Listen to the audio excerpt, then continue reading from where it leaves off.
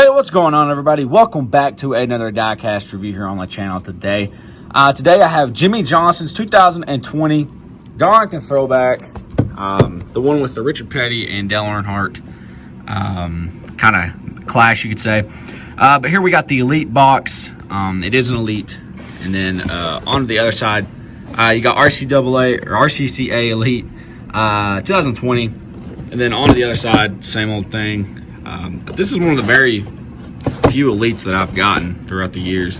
I kind of just get the collector's edition, but you got Jimmie Johnson, number 48, Allied Darlington 2020 Camaro ZL1 Elite, one of 2,120.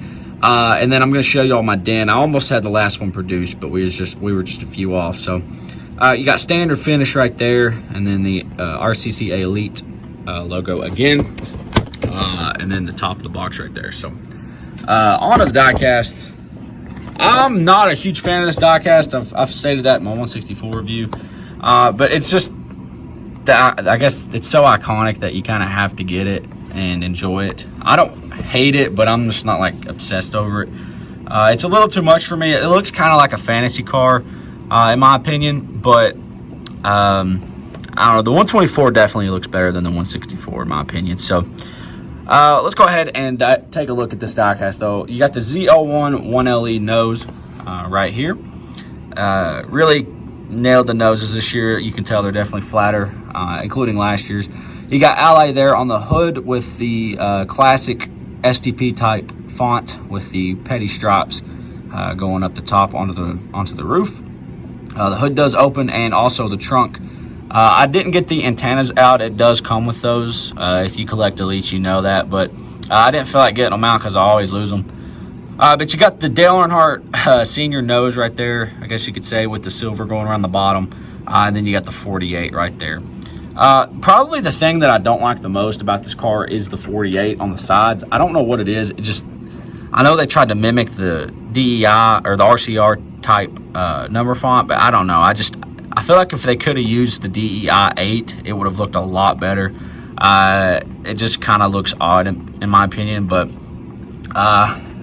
that's probably just me nitpicking. But onto the tires, you got the classic Darlington tires they ran. I didn't realize they had that blue line going around them, which is kind of cool. You got the yellow rim detailing, very nice. I don't know if that's an Elite thing or if that's just how all the cars look.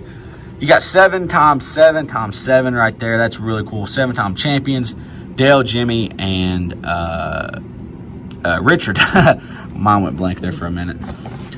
There you got the 48 again with the Dale Earnhardt stripe going around the bottom. You got HendrickCars.com. Up on the name rail, you got JJ as well as the window net with some sponsors. There on the roof, you got the Richard Petty. Let me focus in. You got the Richard Petty style numbers. Now, in my opinion, those numbers look really good because they did get the 4 correct. And if Richard Petty Motorsports had a 48 car, that's exactly what the number would look like.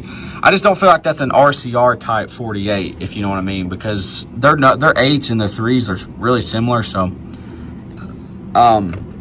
you got Do It Right there on the at least the classic 8. I know the 8 now looks different, but the way it used to look. You got Do It Right there on the quarter panel. Then you got Valvoline, Microsoft, the American ethanol thing right there, and then just a simplistic black side to the car, classic Dale Earnhardt paint scheme. On to the back, you got Ally there on the bumper with Do It Right. You got the Chevrolet logo, Valvoline, ZL1 1LE there.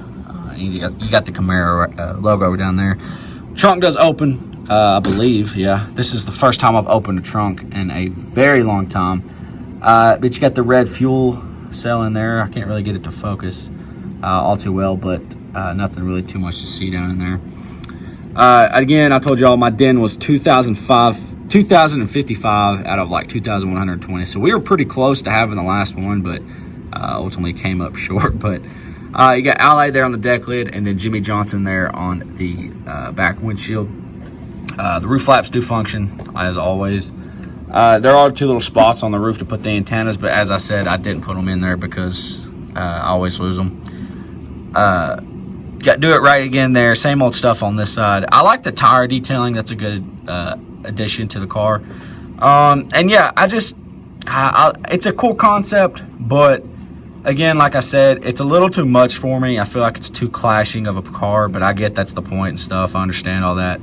I'm just not as obsessed with it as I feel like I should be. So, but I definitely had to get the diecast because it's definitely going to be iconic and one that everyone's going to want to have. They did make quite a bit of these too. So, yeah, not really much else to say about this car. I know I'm probably in the small category of people that aren't obsessed with this car, but hey, it's not terrible, and it's definitely a cool concept. So that's going to do it for me.